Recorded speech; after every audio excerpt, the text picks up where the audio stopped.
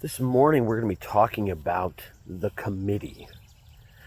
You probably know what I mean by committee. You've probably been a part of a committee of sorts, of some kind in your lifetime. A group of people dedicated to serving some purpose, or a group of people that is given lawful oversight over other people and their property. And that's the kind of committee I'm getting at here today.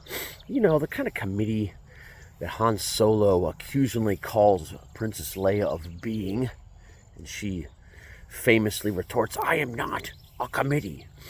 My dad occasionally would call Mom a committee when he didn't like the decision making or implications of the oversight. And the kind of committee that I'm talking about today is a feathered type of committee. You might have guessed that already. Here at my Great Plains Field Station in eastern Nebraska, a committee has been exercising oversight regularly here just down the street from where I'm staying. And this group might make the average person a bit nervous.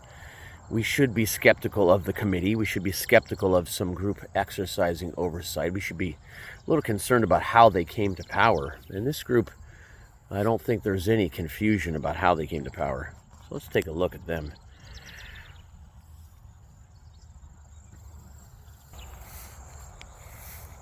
There they are. Even their place is a place of prominence.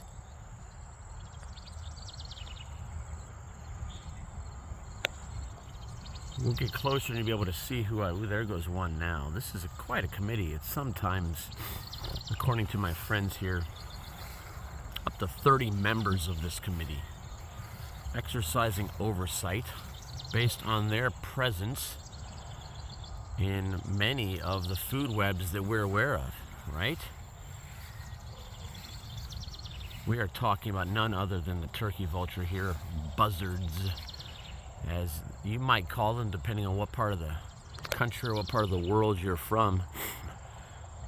These are creatures that prey upon, they shouldn't even use the word prey, maybe, that feed upon carrion, right? And I remember the famous committee of Disney's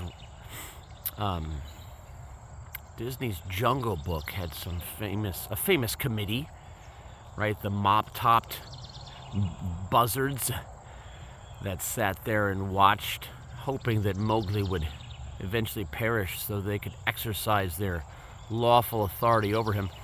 So these guys do exercise their lawful authority. They are harbingers of death, but they are, like all creatures, they're in this position in large part because of the fall. Right, so they were here prior to the fall. I'm convinced some type of vulture type creature. That's a difficult one to think about since they are carrion eaters.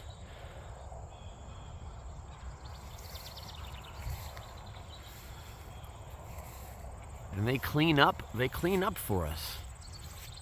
They are actually quite fabulous to watch.